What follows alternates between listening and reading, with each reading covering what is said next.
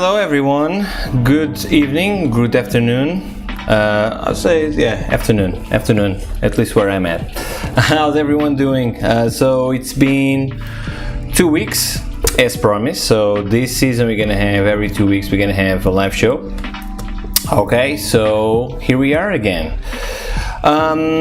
What do we have? I noticed something here that some of you are asking, so I'm gonna take this out of the way completely. Some of you are asking whether or not we're still enrolling for the next level, and the answer is yes. We're still enrolling for, I believe, another week for the upcoming class. So, and the upcoming class starts by the end of this month. So if you want to know everything about it, just go to compositorvfx.com and we'll tell you everything about it. Okay, so hopefully now this is clear for everyone. Yes, the answer is yes. We're still enrolling for, I believe it's another week. Okay, might be wrong here, but I think it's for another week. Cool. All right, so let's see how's everyone doing here. So who do we have? Happy birthday! Yeah, my birthday was yesterday. So thank you, Mazarul. Thank you so much. So who do we have? We have Luis. Happy birthday again! Thank you, Luis. Thank you, Mazarul. We have Sabine. We are moderator of the channel, by the way. We have E. Hi, hello E. How you doing? Nice to see you. We have Manpreet. Hello, Manpreet from India. And we have a few more people. They're arriving at the moment. So yeah, good to see you guys. Good to see you. Some of these people are the usual suspects. So it's always good to have like a stable audience, I would say, right? Because this is for you, obviously. So thank you once again for all the support, actually, because now we have the new season coming, happening at the moment. I've been receiving a lot of good and very sweet messages from everyone pretty much. So once again, thank you. I hope you enjoyed this season as much as you did for the first one. So yeah, we're back for sure. Cool. So what happened these past couple of weeks? Actually, a lot of things happened, or a few things happened. So let's start obviously with subject of the day, talking about the pandemic. So pandemic-wise, on the UK, the social and legal restrictions will end on 19th of July. So 10 days, I believe 10 days from today. So they call this Freedom Day. So yeah, so Freedom Day will happen for sure. Apparently, it's set to happen in 10 days.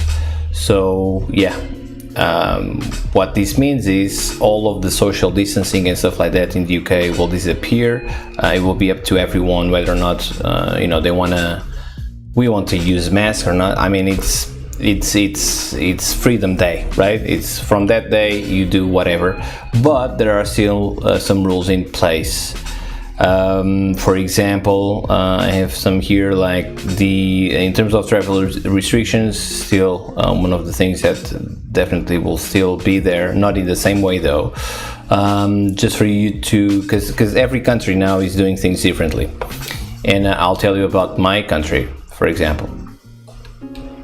So there's actually now in UK a COVID passport through the NHS app.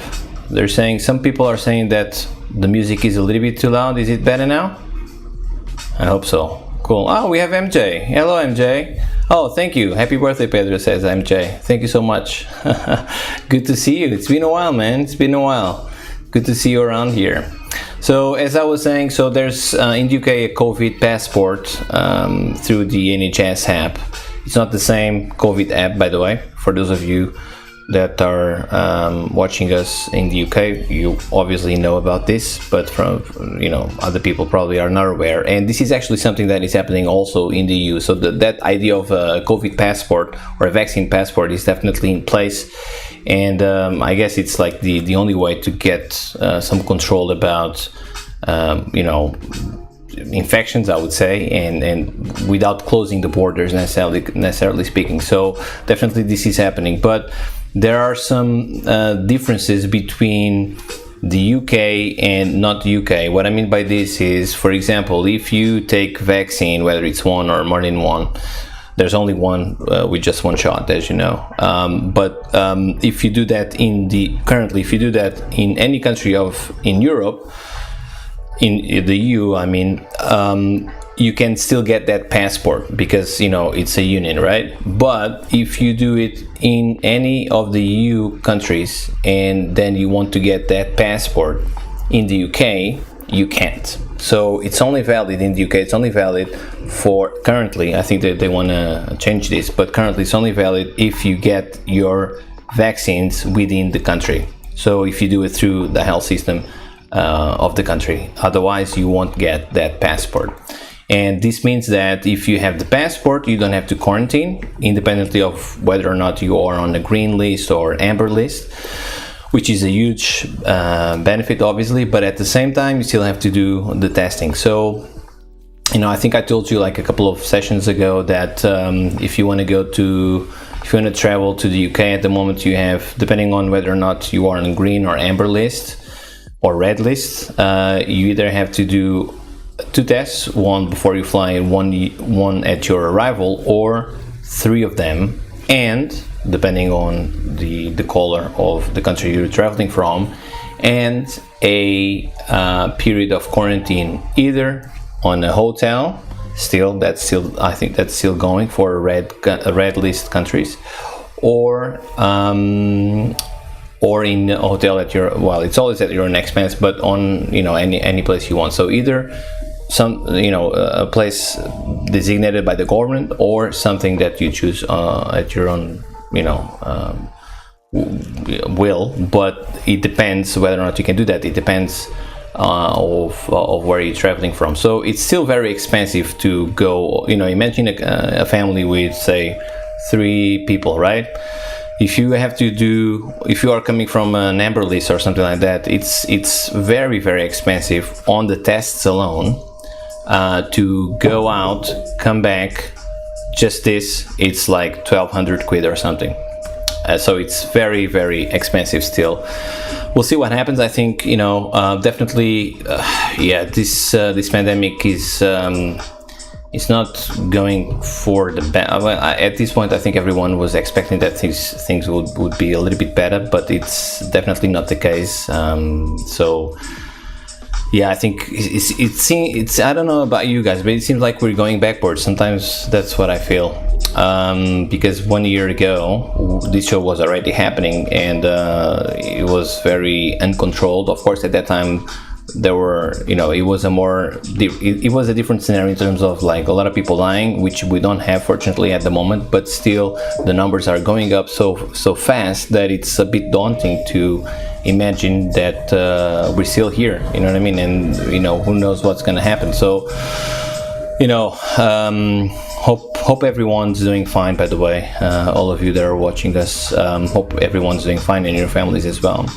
But this is actually something, the travel restrictions is something that is still happening all around the world. And for example, I think I read today that in Canada will not open its borders to visitors for a while, so it's gonna take a while. And this I think was a statement coming from the actual Prime Minister Trudeau. So this is still happening, and lockdowns happening again in Seoul and Sydney. Have some friends and sort of family in Sydney, and I spoke with them like a couple of, I think it was like last week, just confirming this information. And yes, that definitely it's happening there. I think they are on their 3rd week now of lockdown. Of course, their numbers are very small, but they're big enough for them to take this decision. So yeah, things in Europe, as you know, quite different, for the worst. But I don't know what to tell you, because as we all know, now there's a new variant, the Delta variant, that continues to grow, and it's, I think at the moment, it's already the dominant variant around the world. If it's not right now, it will be. That's what everyone is telling, that it's going to happen. So Yeah. Speaking of which, by the way, Pfizer vaccine, for those of you that haven't heard that, I think this is news as fresh as like a couple of days ago. Pfizer vaccine apparently has some lower efficacy against this variant, so apparently there's going to be a third dose happening. They call it booster, specifically targeting this variant, and I think this is still happening this year for sure, because we're still on month 7, still on July, so there's still 6 months or 6 months or 5 months ahead of us until the end of the year. So I think this is happening. I think that's what I read, very rapidly, actually, as rapidly as we can think of. It's always a huge effort to get a vaccine out, but it's happening. A booster it's only for Pfizer. That's what I read. Okay. So what else? On top of everything, there's a new variant of some concern surging now. They called it Lambda, and I think this was first discovered in Peru, if I'm not mistaken. And apparently this is even more transmissible. Not sure about like the lethality of it. Hopefully it's not worse than what we already have, but scientists apparently are saying that it's concerning, but not at the moment. So I think it's best to, long story short, I think what they're saying is let's worry one thing at a time, because at the moment this variant is destroying the world, and of course we have to be aware of other things that are happening, and this is apparently one of them, of some concern, but they don't want to cause like a huge alarm around it, at least not for now, but we'll see what happens, I guess, right? And on top of everything, of all its bad, there's a lot of actually good things happening in our industry, because I don't remember to have ever seen the industry hiring so much at the moment. So we went through a very bleak period, actually when the first season was happening of this show, and now it seems like it's the opposite. So everybody's hiring, and roles that very rarely I've seen them being advertised, at least in the numbers that we're seeing today. So it's definitely a good moment, and I think it's just the beginning of this good moment. And the reason for that, it's a lot of these projects that are that companies are hiring for, and it's not starting now. It already started a few months back. It's mainly for Netflixes and Amazons, and so video on demand kind of projects. So if this is already like this, imagine when film is definitely back. So. Some things are opening. These restrictions are not going to be here forever, but they're still here with us pretty much. But if this is already like this, imagine when film is definitely back in the way that it was before. So I think it's going to be like a spike in hiring, even more than what we already have. So definitely a good moment. So on top of everything that it's bad, this seems like it's a very good thing happening. So good thing. Yeah, it's important to report the bad things, but also to talk about the good things, and this is definitely one of them.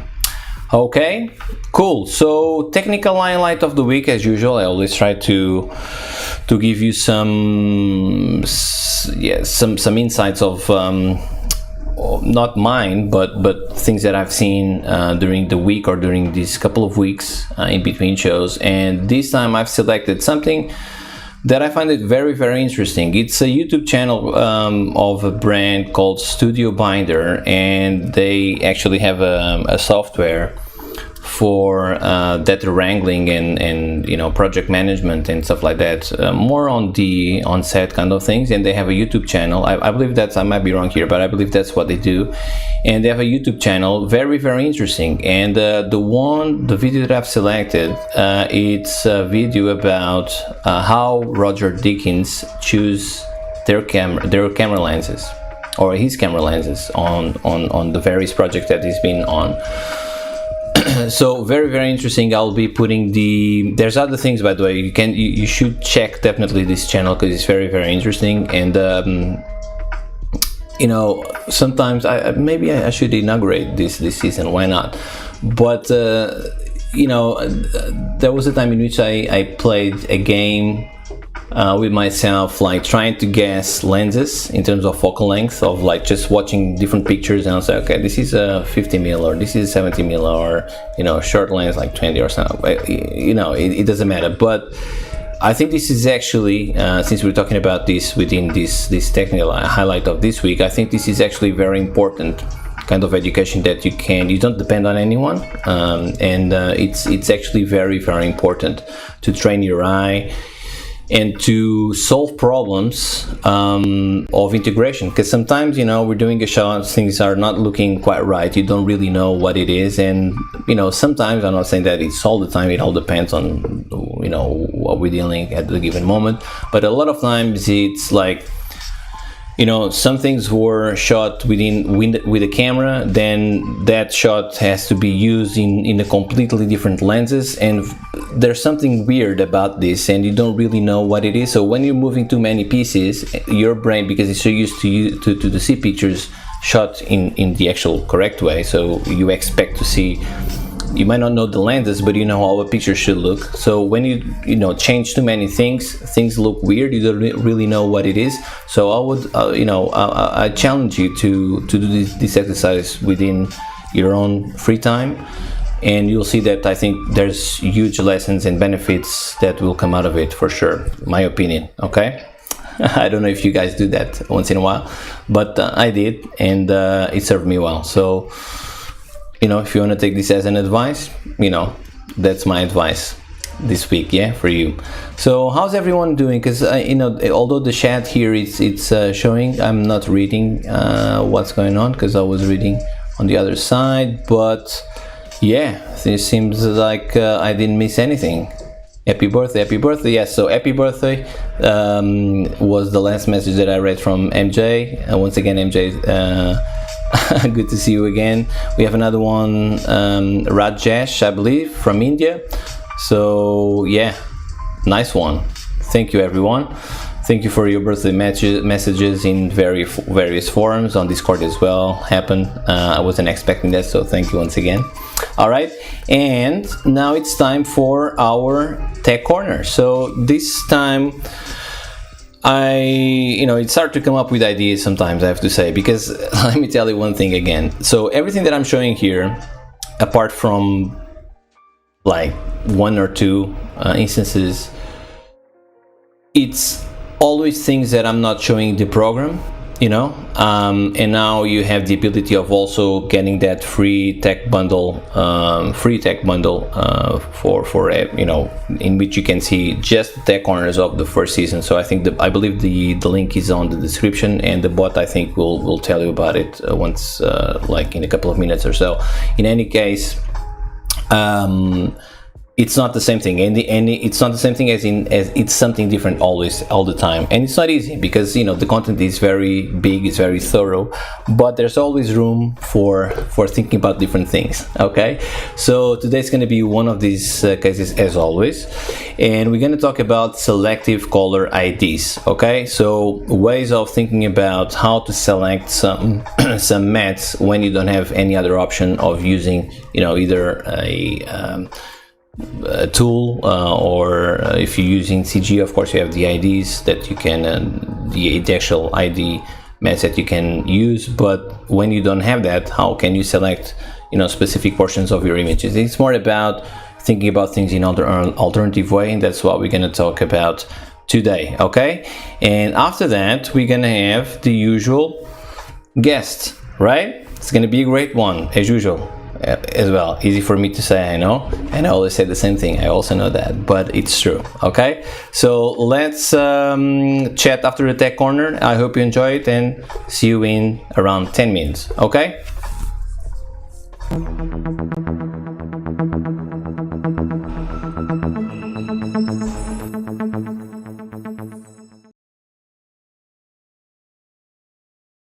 Today we're going to talk about color separation and alternative ways that you can separate the colors that correspond to regions that you want to select in your image that probably you wouldn't think of. So first of all, let's take a look at this example to, maybe build your way of thinking about these things in an alternative way. So let's say, for example, that we want to select this yellow here. So there's a lot of yellows throughout the picture, and we know that yellow at the same time is a combination of red and green channels, of course, but of course we probably will have some blue not only on the sky, but also some blue. Actually, if I sample here, I am able to see that we still have some blue there, and in some other parts maybe I have even more. It's a small percentage, but they're still there. And let's try to think about these things in an alternative way. Very simple operations, but let's say that, for example, I want to separate all these components, so red, green, and blue, and what I want is to isolate the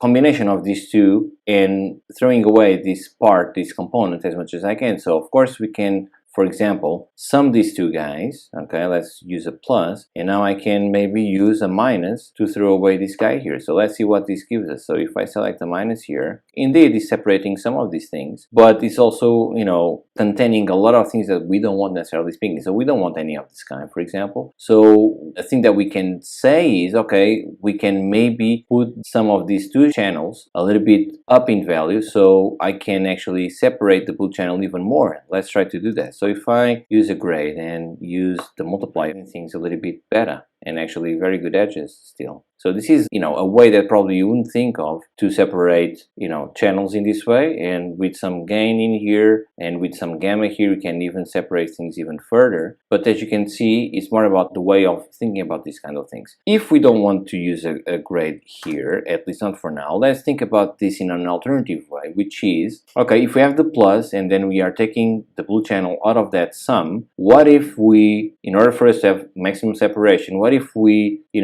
instead of plusing these two guys, what if we multiply one by the other? That will put the value even higher in comparison with this one that we are anyway taking it out. So if I put this instead of a plus, we put the multiply, there you go. We have even more separation, similar to the things that we were doing with the grade. Nothing stops you for you to do that even further if you want, either up or down. But with a simple operation like this, you can have the separation that you probably want on that color if you think about that color in this way. And this is valid for any color if you want to. So this is definitely a way of visualizing, these operations a little bit more clearly, but nothing stops you from using an expression node and perform these operations right there. So for example, if I want the alpha channel to be the channel that is showing these operations, I can say that, red times green, I want this to be minus the blue. So this has to show you exactly the same result. On the alpha channel, this is what I have. There you go. Same thing, exactly same thing. And if you want to, add any other factors in here, you can to separate things even further. Let's say that I want now to say minus 2 times the blue. Let's see what we have. Yeah, we have a little bit of difference, as you can see. So it's little things like this that help you to, come up with your own solutions for problems that if you don't stop for a moment and think about, the image in very simple terms like this, probably you wouldn't think of. Another way that you can, obtain separation is by selecting alternative color spaces. And I actually use this option quite a lot. Not something that I use every day necessarily speaking, but I use this quite a lot when I want to think of alternative ways of separating things that is not coming with a keyer or is not coming with a simple operation like that. I can actually go to the color space node. If I select, silly color spaces like this, that I'm not looking at the color space as a color space. I'm just looking at the effect of a certain color space to, select the things or obtain separation in some channels that will be beneficial for me to extract that exact color that I want. And instead of me going in each individual one by one, what I can do is I can create color. I can create a contact sheet that is showing all of these color spaces, or the ones that I'm use more often, with all the components in it. I will have, like for example, in this LAB, I would have the red, the green, and the blue available to me. And you can see by me just flipping between the channels, I actually have, with the LAB color space, a good separation on the same areas that we were thinking of before if I select the blue channel. So this is the type of thing that I want to show you. I already have that created here. I'm going to show you. So this is the contact sheet that I was talking about, and as you can see, I have all these these color spaces available to me, decomposing each individual channel, including the luminance and saturation, so I can pick the one that looks the best for my needs and select that specific color space in that specific mode, in that specific channel, for me to obtain that separation. For example, let's say that now I want to isolate the center of the flower. So the center of the flower has all these oranges in it, and you know, it's a more complex color because we have more channels involved. And I wouldn't think, honestly, to select the LEB on the green channel to have that separation, but this kind of contact sheet gives me this type of,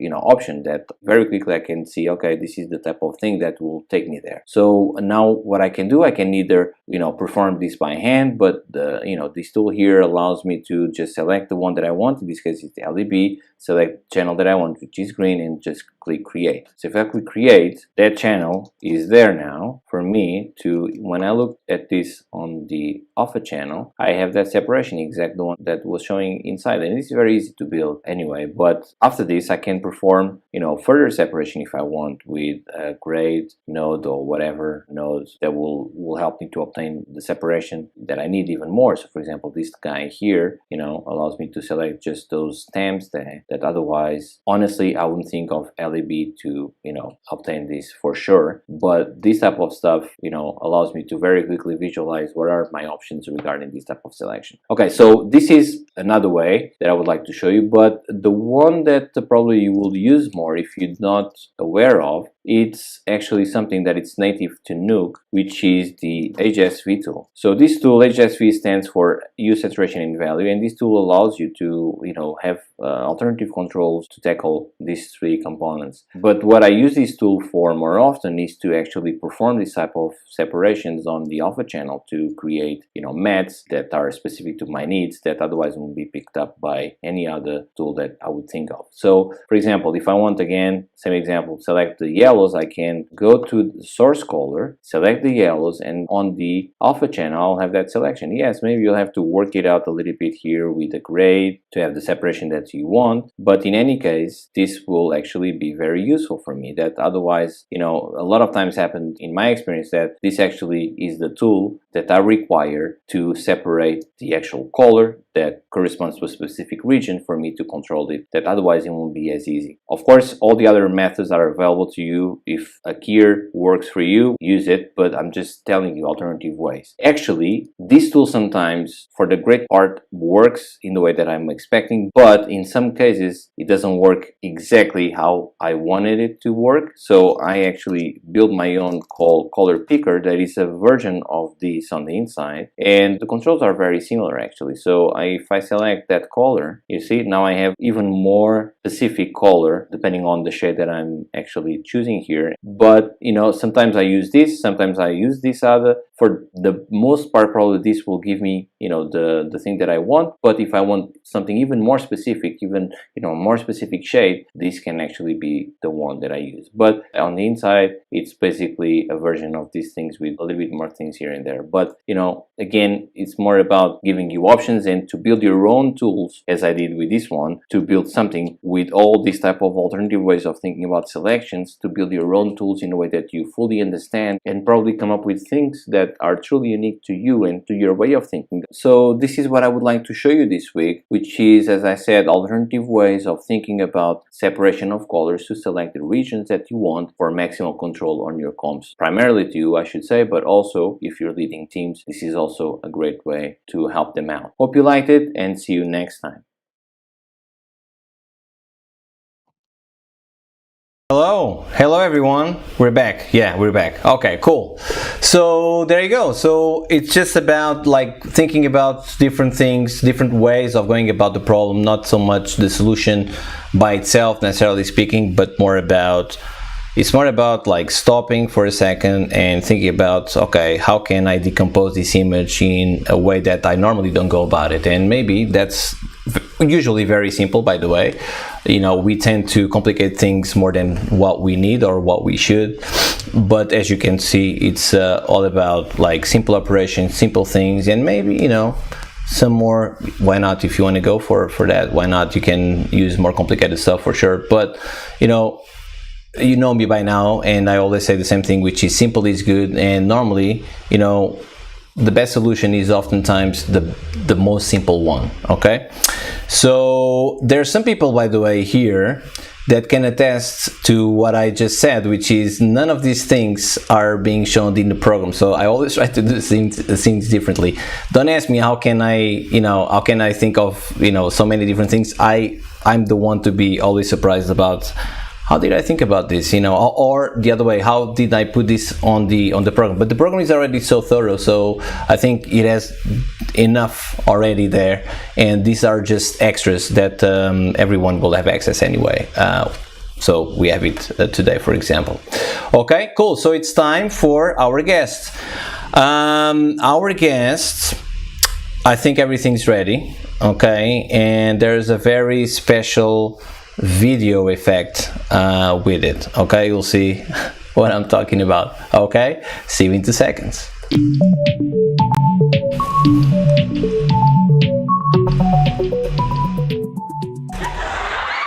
Wow, it's Brittany. Hello, Brittany. You see the special effect that I was telling you about? It's the WandaVision type of effect. Black and white, but not completely. Look at the right hand side. It's a little bit colored, right? So it's on purpose, right? On purpose. On purpose, obviously. Completely on purpose. We wouldn't think otherwise, right? Hello, Brittany. It's been a while. So good to see you once again. It's been a while, right? It's been a while. Yeah. So like March, I think. Was it March? May. No, May. No, I think it was May. May? Yeah. I don't know, but it was like around 3 months ago or more than that. Yeah. And maybe we should say how we know each other, right? Why not? Yeah. So Brittany was actually we met like maybe 6 months ago or something like that. When right? Well, maybe you met me through the show a little bit before that, but right? But pretty much it was like around 6 or 7 months ago, and Brittany was part of the first class, the very first class of the program. That's how we met, right? Yeah. As soon as I saw the video you were putting up about the class and what it was going to entail, I think even in the chat I was like, where do I put my credit card? How soon can we get this going? Well, it took a while. Well, when I presented that, it was maybe a couple of months beforehand, but it took a while for me to be able to do everything. But here we are. The second class almost finishing, and the one was very special because it was the first one. And I have to say that, a lot of credit is I have to mention you for that because you had such a great spirit that I think it was a huge contributor for that spirit of that class that was so special. So thank you once again for that. It's credit all to you. Yeah, okay. No, it was an awesome class, and like just being around everyone and really interacting with everyone really made it that much better. Like I already had anticipated learning a lot from the course, but adding in the people as well, I didn't really anticipate that, and that was just like icing on the cake. Yeah, it was a good class. It was like a very good spirit. Maybe, well, it was the first one. I'm not discrediting, or I'm not saying that the current one is not good. Of course it is good. Don't get me wrong, guys. For those of you that are watching it, I know that some of you are. So don't get me wrong, okay? But being the first one, there were a lot of unknowns. Starting, coming from myself. I didn't know what to expect. Nobody knew. I don't think so. And I have to be honest. There were some things unfinished at that time. I didn't say this before, but I'm saying it now. But it seems like I'm using you to promote the program. It's just silly. That's not what you're here for, okay? You know that, but I just want to make that clear because people say, this guy is paying people from previous classes just to get people on this one. No, that's not what we're talking about here. But that's how we met, so we have to tell the story, right? That's why we had to tell. So by the way, I think you were one of the ones saying that you couldn't wait for the program to finish so you can start over again. Did you do that already? Oh yeah. You did? I like that we had that, that opportunity to be like, okay, really think I spent enough time on this one part. I'm like, okay, yep, I need to go back. Well, you could definitely do that for sure. So yeah, why not? But which part? Many different parts? Like, I'm curious to know. Well, the Python part for me was really big. I followed along and I was like, okay, I kind of get what we're doing, but I had to really go back and be like, okay, now I really start to understand how you're defining this and like what this is actually doing. Before it was like, okay, I have 2 weeks to get through this. Like, let's try and get through this. And it was originally 1 week, by the way, at that time. And then that stressed me out a lot. But it was actually a good call, and I told the current guys that this actually changed because of you guys, because you were like, okay, I think this is a little bit, a little bit too long and too fast for what it is on that week. So if you could change, and of course, you're the guys designing this with me, because you were the first. That's why I was saying that's special also on that in that case as well. But good. By the way, you're in Tennessee. I just learned this yesterday. Yeah. How's that experience? Because you're not from there. It's as you told me, this is like your second time there or something, right? Yeah. I visited one time, like 3 years ago, I think. But David's going to flight school, and Weta is allowing me to work remotely, so it kind of worked itself out. But it's definitely interesting. Go get my, cowboy boots and hat. Well, that's the land of whiskey. I'll get right in. That's the land of, what's the city called? It's Lynch Mob, isn't it? Is it Lynchburg? That's the city, isn't it? Am I saying correctly? For whiskey? I'm not sure. I think that's I'm more of a bourbon person. I'm from Kentucky, so. Yes, exactly. I'm all that's about Kentucky, bourbon. right? Bourbon is Kentucky. Yeah, exactly. Yeah. But I think the reason I'm saying this is because in London on the tube, there's always like these ads about Jack Daniels, and that's why it's always like that city. I think it's called Lynchburg. I'm not too sure, but I think that's the case. And but have you visited like the factories and stuff like that? Since you're pretty much a tourist there, right? Pretty much, yeah. I'm doing all the touristy things. Well, apparently you didn't do that one yet. Yeah. No, not yet. Okay. Not yet.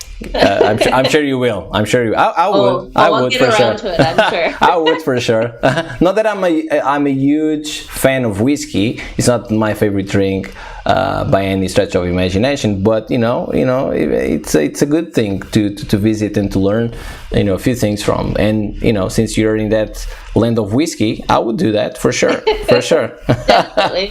What better place? Exactly. Well, I did that quite a lot actually.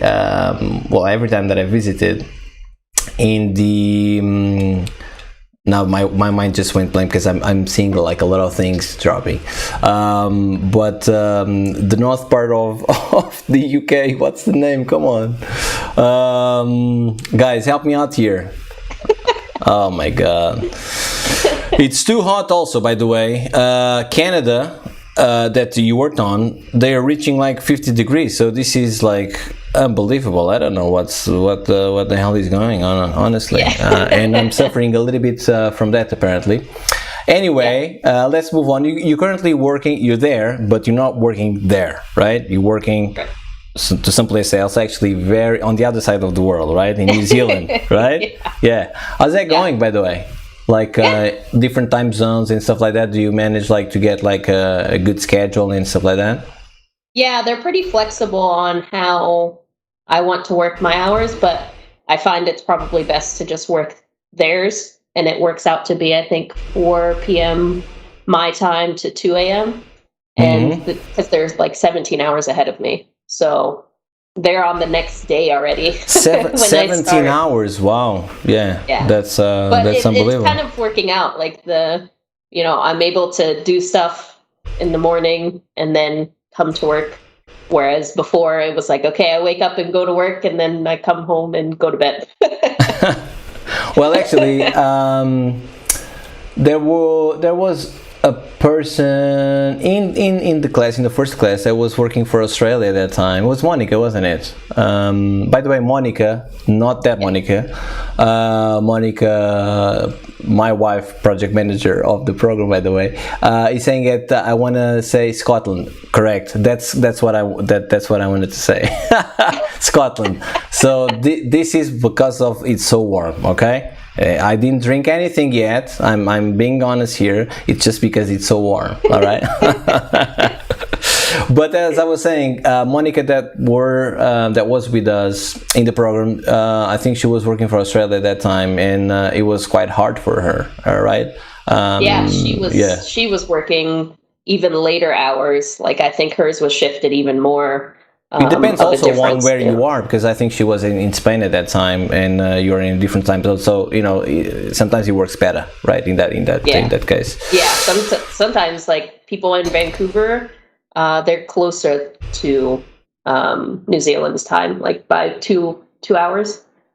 So it works out better for them. But. This is a whole new reality, isn't it? Like this working from home thing. Like you can work. Well, it depends on the companies. Actually, this is something that I think what's happening in the world is so new for everybody, and it was so disruptive for everybody, including companies, that they are also learning on how to do this. Like yes, if we can't bring people over, how can we manage like for tax compliance and stuff like that? Because it's always different. Also depending on the laws of that specific country in which the company operates and where this person is. So sometimes it works out, sometimes it doesn't work out. And at the moment, this is viewed almost as like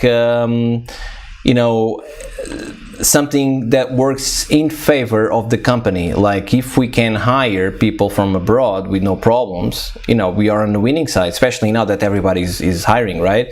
If you have to go abroad and still, you're at your place, right? And then you have to go to a different place that is not yours and still be, closed in four walls just because you can't go outside and you can't be in the office. I mean, it's not like a huge advantage, right? So I think people or companies in this case are, they have this type of different competition going on. So who knew, right? Who would have said that we would be in this state? This is like, crazy. Yeah.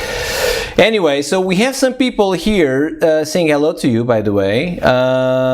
We have Manpreet that says, hi, mentor. Yeah, and he's one of my students. Cool. So we're gonna talk about this. And there's another person, I'm gonna try to say the right name, Baye Sur. Apparently, this person knows you. And there's already a question coming up. Okay, so Go for it. All right. So Brittany is a very helpful person. Hard to find a very knowledgeable person who can also spend time helping novices, even if they don't have to. First question: why are some artists excluded from credits? Do FX/compositing studios pay for credits? Do you want to answer that? Oh yeah. I think this is brought up because my latest posts on LinkedIn. Yes. For Loki, there's a lot of missing people. At least I know that from Method because I was a lead for the Loki team, and I know a lot of people were missing off of those. So their compromise was to do 2 credits for each lead, and then at least 1 credit for artists. It didn't necessarily mean that it would be in the episode that you worked on, but it would at least get you a credit on the show. Now, this is like a little bit of a hazy area because, at the end of the day, it's up to the client, But there is a little bit of pushback that you can do from the production side or from the producer side to be like, hey, can we get more credits? How do we get more credits? And some studios just, bite the bullet and say, this is what we got. And then some people will actually fight for more. But, when you're when you're reading all the credits, that's not everyone. It almost never is. Exactly. Which is kind of sad. Yeah, I was about to say it almost never is. And yeah, if I can complete or add to your answer, which is exactly what happens, is like, you know, companies, they are given a fixed number of credits that they can use, and a lot of times, let's not forget that a lot of people, maybe the majority in terms of like bulk hiring, happens at the end, and usually that group of people that is probably the biggest one hiring in bulk, probably they don't get the credit just because they came in late, which is not fair, obviously, because probably these people are seniors. That's why they were hired, just to get, you know, shots out of the door. And well, not always, but what I'm saying is this also happens with seniors. It's not only with juniors, because I think this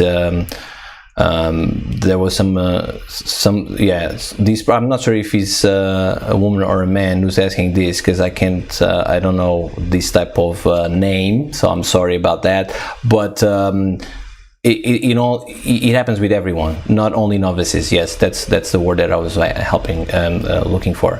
So yeah. Another question already. Wow. Yeah, this is quite different from the previous sessions. I like it. Cool. So another one. Why don't we get organized and put a stop to that, like writers of the United States did a few years ago? Well, do you want to answer that as well? Yeah, this is a question for you. Getting people to come together to essentially, you know, almost not completely unionized, but in that sense of, you know, coming together to take care of something that they find wrong. It's hard to get people to do that without being fearful of losing their job. So, you know, a lot of it comes down to, is it worth the fight for those people? You know, if they do it and they lose their job, was it worth it for them? And that's the kind of thing that people think about, I think. At least, you know, that's always crossed my mind when it comes to like a really big issue. Like, do I have enough power? Do I have enough stake in this to actually make a difference? Or do I need to work my way up to that to, you know, fight more? And that's kind of leading into why, or one of the reasons why I want to be in a supervisor position, is to fight for the artists. Because, you know, there's some people in those positions that just, they're in it because they were really good at their job. But the reason that we have supervisors is to really help the team grow and help the team prosper. And if getting your name in the credits is something that's going to help you prosper, then I want to help you do that. Sure. Yeah, that's great. You know, it's one of those things that people are scared, and sometimes that's what holds stuff back. Like, especially change. Yeah, you mentioned something that is, I think, very important also to dissect just a little bit more, which is you have to pick the right fights. And let's not forget that, like many other industries, we're not alone in this, but we have a few bigger problems than the credits, right? So if you want to fight for the credits, I think there's a lot of other things that we should fight for, whether it's within a union or in another form, more important than just the credits. Credits are important because, of course, people want to be credited, and they should be credited for the work that they did. Obviously, they worked very hard. This is not an easy job, as we all know. So people should get credited for sure. But we have to pick the right fight. So if you want to pick that fight, it's up to you, or But I think you should waste your energy probably in bigger problems. Although these are important, don't get me wrong. Once again, but there are other things more important, I would say. But all things are important, and the problem is, it's the accumulation of little things, right, that makes bigger and bigger problems. Anyway, thank you for your question. By the way, if you guys have questions, this is exactly what you have to do. Put them in the chat as soon as you can, and we'll read them as soon as we can also. Okay, so we can have like mix of questions from me and from you guys as well. That's where the fun is. All right, it's not only me talking. Well, Brittany is the guest, by the way, not me, obviously. Anyway, I was saying that you are American. You just mentioned that you are from Kentucky, right? Although you're not in Kentucky. I don't think you've ever worked in Kentucky, right? VFX wise. No, there is not. There is not VFX. There is no. Yeah, exactly. That's what I figured that. But you manage actually, because the States, it's a huge consumer market for what we do, but not so much on the post side of things, as we all know, right? But you manage also to, apart from this, to spend some time there in the States, working in VFX, right? Where did you work at that time? It was in the beginning probably of your career. I'm not too sure. Yeah. I was in LA when LA was still a movie hub or a post house hub, but it was quickly moved to Canada and to like the UK and to other countries. I don't really know. I think a lot of it with Canada, at least, was tax incentives. It's always the case. Always, we're still like, there. Okay, let's make more money here. Well, as I always say, people don't go to London because of the good weather, for sure, right? That's not why we do that. yeah, but that was oh my God. I think I was in Toronto for like 7 years. So so you quickly moved like up in the country to another country, right? And I did it in hindsight, I wish I had gone after PR, like permanent residency over there, because every single year I had to drive back to the border to get a work permit. Oh no, every single what? Sorry, say that again. Every single year. Wow. All right. Yeah. Well, it's not too far, but it's a little bit. That long.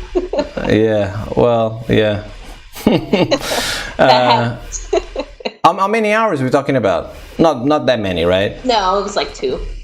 Okay, so not too bad. All right, not too bad. If you would say I have to go like every month or something, that would be a little bit different. And then I probably would have done it, before. But if I ever go back to Canada, I'm definitely going to do that first. It was a pain. Yeah, but at that time, did you do, because I know that you still do that, and actually we have apparently some students of yours watching this tonight, right? And they are your students, not where you are currently either, right? So you've been doing this remote kind of work in different ways, not necessarily speaking production, right? But teaching and stuff like that remotely on the other, to the other side of the world as well, right? We're talking about Australia, isn't it? Yeah. I had a student in like Chicago, India, and these are all like, for me, I set them up on Sundays so that I can still, work my regular job. But Sundays, every time I've joined a studio since I started working at CG Spectrum as a mentor, I've told them like Sundays are off limits for me, because that's the day that I'd like to dedicate to teaching people. If there's a student that's wanting to learn, then that's the day that, we do that. And I've had people like all over the place, but we kind of work out the hours to where it's decent for both of us. So I think when I had Manpreet as a student, we were like, I think he started at like 8:30 at night, and for me it was 10 or 11 in the morning. Okay. But they all go through CG Spectrum. Is that how it works? Yeah. Got it. Okay. Got it. Okay. Yeah. So it's another example of definitely this is possible, working remotely from whatever, you know what I mean? And I think everybody you can make it work. You can make it work, yeah.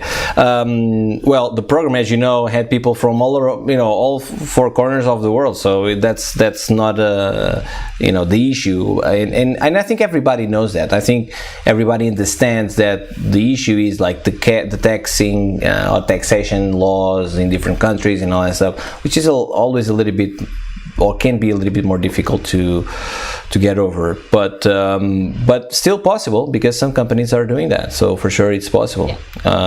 Anyway, so let me just see if we have any more questions. I don't think we do, but whatever right fights you pick, count me in. Did you hear that? So there you go. CG Spectrum is listening. Cool. So thanks for mentioning us, Brittany. Hello, CG Spectrum. Cool. All right. So you're talking about mentoring, and you actually have that title here in our banner as well, and that's actually your title within CG Spectrum, if I'm not mistaken, right? Yeah. Yeah. And well, what I wanted to talk to you about is mentoring is, and some people might not realize that until they are in that position, but when you're leading or when you're supervising, that's actually a great deal of what you do. You're mentoring people, whether you want to do that or not, or you're good at it or not, people will look at you in that way, right? And we've all been on the receiving end of being managed by people, right? And that always happens, by the way. But the question, I guess, is how do you reconcile like mentoring people within, for education purposes, and what are the similarities and differences when you find yourself doing that on the actual job? Do you think it's similar, or it's completely different for you? No, I think it's very similar. I think the main thing is, in my career, I've had the pleasure of having a lot of really good leads. I've also had the dissatisfaction of having not very good leads. So, taking... Also important thing to learn from, right? Yes, exactly. Taking both of those and learning from those and trying to apply them to another student that you imagine is you at, on the receiving end. At an earlier stage in your career. What would you have wanted to learn? What would you wish somebody had shared with you? That kind of thing. So I think a lot of that I take into when I lead, really talking to everyone, like, what do you need? Because, usually when you're leading at a studio, you're leading a bunch of people, but you can't treat it as, okay, everyone knows everything the same amount, or, everyone is at the same skill level, that kind of thing. You have to really personalize it towards each artist and be like, what can I do to help you, move further or finish your shot? Or do you need something from another department? That kind of thing. I think that applies to both mentoring one-on-one at the school with, younger artists, and both with a team with people that are, seniors, or people that even might be more knowledgeable than I am. And what I like about that is that I'm in the position to be like, I think you should check this out. Really a huge part of why I think people would think that I'm a good lead is because if I don't know the answer to a question, I go find it or find someone that does know it. And I share that information instead of being like, oh, I'll look into it. And then like 3 days later, you have to ask again, what's the answer to this question, or how do I do this? So really being able to share information is a huge part of why I really enjoy it. And if you ask any of my students, I share a lot of information, maybe too much at times. I'm sure it's never too much. It's never too much. But it's always stuff that they can come back to later. And that's exactly, yeah. something I think that people really enjoy is that for me, it's much more personalized. Like I want to help grow my team and not just be like, oh, let's just get the shots out the door. Like, I don't care how you do it. Let's just do it. Which also happens, and different people have different styles of leadership, and we can argue both ways, this is a never-ending kind of conversation if you want to, right?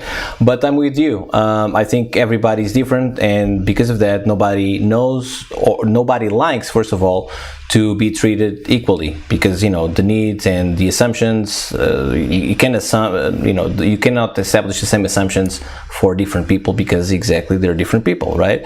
But one thing that I don't think people are aware of when they are called or they see themselves like in a position of leadership, whether it's lead or supervision or whatever they might be, is that type of input that is expected from them, right? Like, you have to be a mentor.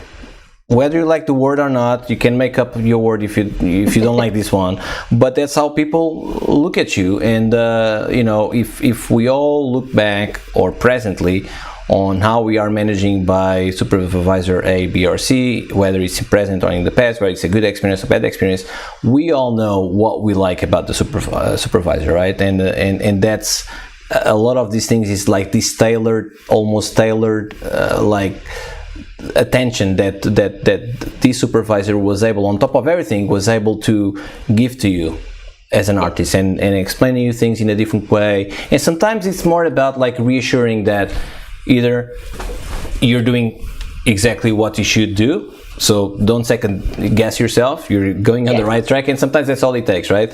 And sometimes it's just like giving a different perspective of exactly the same thing that he or she is doing, but in a slightly different way, and then you don't need to, or it's not necessarily speaking expected to give the answer, because the answer is up to them, right? And we know as supervisors we can't do everything, we have a lot of things to do. But one thing that is very effective is like, okay, think about this in a different way, just get your head around, like, instead of doing this, use the same technique, whatever it might be, but look at, instead of looking at this angle, just look from the sides and see what happens, And a lot of times it's this kind of almost challenging kind of attitude that also people tend to enjoy, if it's not too much, obviously. If it's too much, it's too much. Right? But but I think some people want to progress to this position without realizing that this is actually a great deal of what they have to do. It's not just about the title. The title is there, but who cares about the title if you can't do your job, right? You're not going to go far, right? Yeah, exactly. Right? Yeah. Cool. So there's other questions here. So we have one from Iswan. Actually, you're friends, right, with each other? Who? Arena E. Yeah, all right. So he has a question, which is, what is the most challenging aspect as a lead or manager when everybody is working remotely? Do you enjoy it? Good question.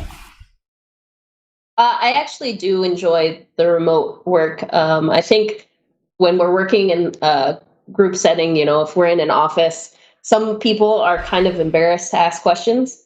They're like, I don't know. I don't want them to think I don't know what I'm doing. But I found that work from home, people are a little bit more open to being like, shooting me a message like, hey, do you have a minute to just kind of explain this note to me? Or do you have a minute to do this? I think that there's, limitations to that, because then you can't see that somebody's struggling. Sometimes you can look out on the floor, you just see somebody's face that's like, I don't know what's happening. Exactly. But there's good and bad, right? And I think you're saying right, because people feel more comfortable because they're on, in a place they can control, because it's their house, right? So they, they know everything about that place, right? They're by themselves, So it's easier on that side of things for sure. What I wonder though is what happens when we are back in the office. You know what I mean? Will that be the same? Like people already crossed that bridge, like being a little bit more or less stressed about asking questions. Do you think that will be still the case? Or I think people will go back to the way that they used to, honestly. Yeah, I mean, I think it might start out that way, where people are like, okay, I'm kind of easing into it. But I feel like that's, once you get into an office, some people, it's not their comfort zone anymore. Exactly. Even having worked remote, but going back to the office, kind of like, what do we do now? Yeah. But it's been so long now that like it's been over a year. It's unbelievable. It can be a little bit of both. I think I think the work from home makes it easier to just ping somebody like, hey, can you swing by and help me out? Exactly. But what I would say is if we have people like this that are shy to ask about, and I always said the same thing, which is when I was in that position, I asked every single thing that I wanted to. I don't care if I was like being like the most annoying person in the room. I didn't care. What I wanted to make sure for sure is or I did a big effort is not asking the same thing twice, but I mean, I didn't care, I didn't care. I would ask everything, of course, always in a respectful manner and all that stuff. And I liked some of the approaches at that time, long time ago, that some of my leads and my supervisors at the time, and the attention that I received from them. So that's why I also want to do that, or I try at least. And I've been doing supervision job for, I don't know, 6 years or so now, and I always try to do that. And sometimes you fail, sometimes you have to think too many things on your plate. But for those of you that are watching us and you are one of these people like very shy about asking things, ask away. Nobody will. Yeah. Well, if someone looks differently at you, fuck them. Yeah. I mean, you know what I'm saying? At the end of the day, you're asking for yourself. You're not asking for somebody else. Yeah. So. If you want to know something, ask. And let's not forget, maybe this was a little bit too rude for me to say, but let's not forget that this is not an easy job. And if you don't take care of yourself, nobody will, first of all. Okay, so you have to think about what you actually need in order for you to be comfortable on, next job that you will take, or if you want to continue in the current one. So, nobody will do that for you if you don't do that for yourself, at least in the first instance, right? But that was a good question. Good question. Cool. So we have another question for Pedro and Brittany. All right, cool. So big studios, do big studios ever consider collaborating with small or newly established studios in underdeveloped countries in order to bridge that gap? Do you want to answer that? Sure. I think that they do that a lot, actually. I think it's a little bit, it's not as advertised as, say NPC or Technicolor, being like, we just hired this studio to help us with the roto for this. I think it's a little bit under the hood, as far as working with smaller companies, but they do it all the time. They do, yeah. At least in my experience, yeah. Yeah, they do it, but I think what they quickly realize, because if they used to do like more often, say, I don't know, 5-10 years ago, they quickly realize, okay, there's a huge opportunity here for us probably. So what we're gonna do is we're gonna open a facility there, and we're gonna be the employers. You know what I mean? Instead of throwing money, because it would be so beneficial for them. Or more beneficial for them to do that rather than paying all the time for outsourcing kind of situation. So at the moment, because the big ones already have facilities in many different countries regarding roto and paint, and not all of them, but the big ones, they do definitely. Maybe this still happens, but it doesn't happen as often as we had like maybe 5-10 years ago, as I said. But definitely, yes. If I can complete your answer, Brittany, yes, it still happens. I would say so as well. We have now a question from CG Spectrum, actually, which is going off your discussion about asking questions. Do you have any suggestions on how people can ask questions of to their supervisors or leads in a respectful or not annoying way? Any tips for shy people? Good question. I think part of it is being comfortable with at least one of the people in leadership. If you already are looking at someone and you're like, oh, I don't think I can talk to them, then you need to find a way to kind of open up. Maybe you talk to a senior that is close with those people, or maybe you just bite the bullet. I think that I've had a couple people that were a bit shy to do that, but I've always told them, I know it makes you uncomfortable, but you're going to thank yourself later when you take that step of being uncomfortable and being like, hey, I know this might be a dumb question for you, but I need this answered for me to do what I need to do. Usually the supervisor, there's the stepping, right? So you have junior, senior, lead, supervisor. So usually you don't go directly to the supervisor. Usually you would go to your lead, try to get an answer from them, and then if you can't get an answer from them, then they either take that to the supervisor, the lead takes that to the supervisor, or you can yourself take that to the supervisor if it's a bigger pressing issue. But I think it's really just kind of taking that first step of just biting the bullet and doing it. And I know that that's actually happened more recently. I was mentoring for Method before I left, and I was mentoring somebody that wasn't even a comper, which was very interesting. All right, interesting. Yeah. In what way? She was wanting to get into modeling, and okay. she was in the render farm. She was I don't know if her title was Wrangler. I don't think that it was. But she was working with the render farm. And so she was one of those people that was a little bit nervous to try to get into modeling. And I told her, the first step is asking. You can't get something if you don't ask. So, I told her, maybe the first step is just asking production, like, hey, can I just sit in on this just to see what's going on, just to hear what's going on? We've all signed NDAs, so most of the time they're pretty much fine with it, if you just sit there and listen. But, having said that, she was already asking, like, I kind of pushed her to do it. She asked production. They were starting to try to set her up with watching a daily session. So there you go. Yeah. Yeah. So exactly. It's just about taking the first step. I would say, if I can complete your answer, I would say that it's also important for people to read the room before they start like shooting questions, because sometimes it's not the right moment, because there's a conversation going on, or you see that people, whoever you want to ask these questions to, very stressed out about something or in the middle of whatever. So read the room first. But I think, all in all, if you treat people with respect, and that also starts like how you present yourself, not how you dress yourself. That's what I'm talking about, although that's also important, but that's not what I'm talking about. I'm talking about how you present yourself as a professional. You know what I mean?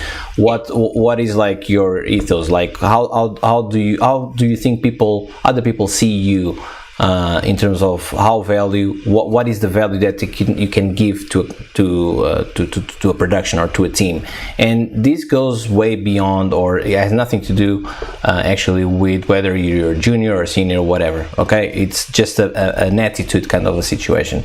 So if you have that going in a good way, people will perceive that, and naturally will respond to you also in a good way. So it's like a dance. You can expect to be like, I'm exaggerating here. You cannot expect to be an asshole and expect other people to treat you with respect. You know what I mean? I'm exaggerating here just to sell the point, but I think it's also very important. And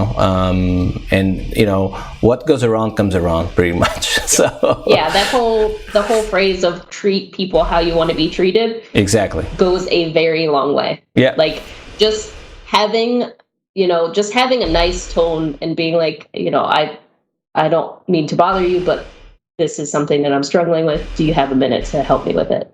Yeah. Like that alone, I would be like, yes, what do you need? Exactly. Yeah. And sometimes people go to the other extreme, which is like very apologetic, like asking questions. No, don't need to be apologetic. I mean, we are here for the success of each other. You know what I mean? So don't need to apologize. Like, oh, I'm so sorry. I'm so like trembling and all this stuff. No, I understand that some people might get nervous. That's okay, but you don't need to be that nervous, because we are all here fighting for the same. Okay, which is doing a good job or the best job that we can. So cool. And just to correct myself, she's in tech ops. Like, tech ops. I knew it in the back of my head, and I was like, it's gonna come to at me. least I'm not alone on not like remembering like a country. Well, this time was like different thing. It was Scotland, by the way. Once again, it was Scotland. Okay. Anyway, I think there's a lot of questions today. I love it. Cool. Actually, there's one question, which is, do we have Notify today? Yes. I mean, why not? I'm for it. We'll do it. Let's just read, which is not a question, it's just a statement from Louise as saying, I've had more success asking seniors who aren't concerned with managing than actually asking leads or soups. Okay. Yeah.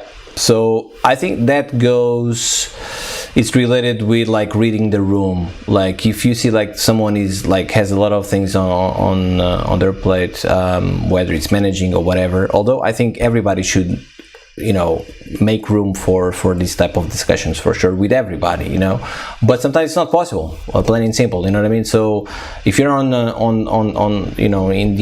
the end of like asking, read the room first and see if it's a good moment or not. If it's not, other opportunities will be there. But if you really want an answer from a specific person, just because the time is not right, don't just quit on that idea.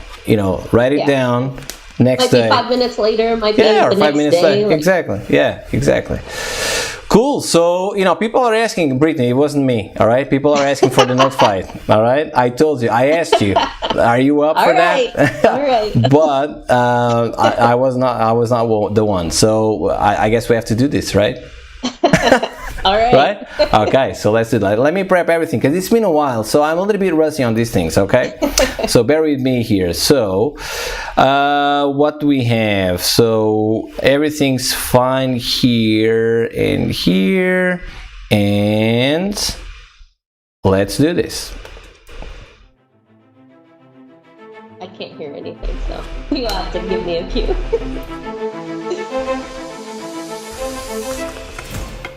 Okay, so the clock is ticking, okay? This is my cue. All right. So first one, crowds. You're a crowd generator. No, that doesn't count. I kid you not. Like doesn't count. When you showed it to me, I was like, yes. All right, I'll accept that. All right, what the hell? Okay. It is a tool. It is a tool. All right. Relight. Normals and probably grading. Probably using the normals. Cool. Edge treatment. Favorite practice or favorite technique? I try. I used to do the what was it? Like the edge extend all the time. And then more and more things I was watching, I don't use edge extends as much. So really working on the D-spell is a huge thing to try to get better edges. Cool. All right. Speaking of which, favorite despiller? Key light is up there. Cool. But I do like Simple. D-spill color. Simple. I like it. Yeah. Favorite gear? Still on the same subject. IBK. IBK. Cool. One more? Sure. Okay. Nebulous. I said this on purpose, but it's here. I mean, this was random. I'm telling you the truth. This was random, but I know that this is like a tricky question for you because you just mentioned it, right? I don't even know where I would start. I feel like I would probably use some kind of like noise and maybe position, maybe even normals. All right, cool. There you go. Yeah, I would start there at least. It's done. Done. Awesome. I survived. You survived. It's easy. It's easier than people think. But it was awesome. I mean, it's been a long time. It's been, I don't know, so long, but many, many months since the last time that we did this. So I'm glad it was you. We started this new season with you. But I wasn't the one asking for this. You see what happened, right? People love a good node fight. Yeah, I mean, this started as a joke. With Sabine, I believe, and then people kept asking for it, and it's now a thing. Still on the second season, but I have to make up some other things. So why not? I just mentioned like guessing the lands, so why not? Maybe that's coming. Yeah, maybe that's coming. By the way. Speaking, yeah, me too. Speaking of nebulous, there might be actually a tech corner coming up only regarding nebulous. So Perfect. We'll see what happens. We'll see what happens. Then I'll switch my tool to that. The reason why we were laughing, by the way, we have to explain this to everybody. Just a little bit before Brittany came on the show, Brittany mentioned something about nebulous. Like, what was it? Because I can't remember exactly what did you say, but you did say something about. I've watched all the node fights, and the one that really trumped me was nebulous. I thought like I don't even know where I'd start with that. So this was and really course, regarding Notify. It comes up, but it's really, I'm telling you the truth. This is truly random. I'm telling you the truth, 100%. It just happened, like it's here. That is my luck. That is definitely my luck. I have like around 40 things that I can ask for, and I always go like for 5 or something like that, or 6. I just click randomize. It randomizes, and it's up to the software, which in this case, by the way, is Excel. Anyway, Of course it is. Of course it is, right? I knew that you'd say that. All right, cool. So actually, some people are saying that the favorite note fight was Victor Perez. Was it? Cool. I didn't. Yeah, people seem to enjoy this. Yeah. It always baffles me, like but yeah, I like it. I like it. I like if people like it. I like it. Yeah, it's fun. Cool. All right, so I think that's it. There's no more questions. We had loads of questions today, so this was like something different, and I liked it because normally people are very, very shy, but apparently there's a lot of people here that know you, and that's a good thing because they were not concerned going back to that conversation that we were having, like being shy about asking questions. This didn't happen this time, so I like it. Cool. And it's funny because your channel is something that I share with my students, so that's why you would cool. see them. Thank you. I didn't know that. You didn't say that. I just wasn't like, hey, show up. You didn't say this to me before, so thank you. Yeah. Cool. No, it's one of the things that I share as a mentor is websites or channels or whatever that I think, can help emphasize what we're talking about. And your channel has a lot of really great tech corners. And even those things, like you might not be using it that day, but you can always circle back to it later. Yeah. And that's Thank something you. I'm like, yes, do this. Go to Josh Park's website. Go to Ben McEwen's website. Like, all these things. I'm like, you guys need to know this. This is stuff that I wish I knew when I was, junior. Yeah, because you're right, and I've shared this in many different ways. When we were growing up in the industry, a lot of things that we have today, and that people take it for granted, and it's a good thing that they do, right? But we didn't have that. So if I'm speaking for myself, but I'm sure I'm speaking for Ben and from Josh points of view, if we can help, why not? You know what I mean? So it's something that we learned with many different people over the years in many different forms, not in this way but in different ways. So if we can help back, why not? It's part of like what goes around comes around, right? yeah, I love it. It's amazing. Cool. By the way, that's why I also always try to put the technical highlights exactly for the same reasons, because I think there's a lot in this day and age. There's a lot of content out there, you know what I mean, and it's very easy to get lost in so many things that it's you know what I mean. So I think Josh, because you just mentioned him, Josh Parks, I think he also has like a website with curated content or something like that. I can't remember. I've highlighted that in one of the previous episodes. I'll if you guys want to know for sure, you can search that on the internet, but there's like curated content on this website I'm talking about. Sometimes it takes a little bit of effort just to curate like the best one and separating like the things that are just information that is not that valuable, you know what I mean, because it's very easy. There's too many things these days, which is good, but at the same time people can get lost. Cool. Thank you so much, Brittany, for coming in, and thank you for having me. Thank you so much for all your kind words. You're so so enthusiastic about everything, so thank you. Thank you so much. I couldn't ask for a better feedback from you and enthusiasm. So thank you, and I'm sure I'm speaking from people from the first class. I'm pretty sure of it, for sure. Awesome. Yeah. Thank you.